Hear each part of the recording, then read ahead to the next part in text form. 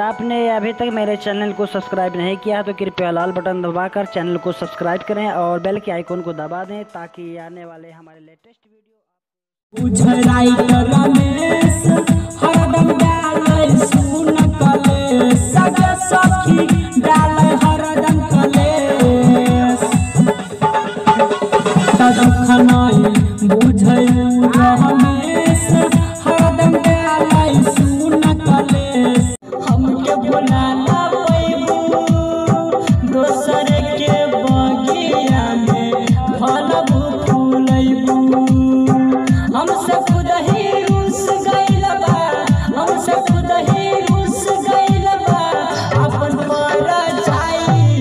सनम हर जाई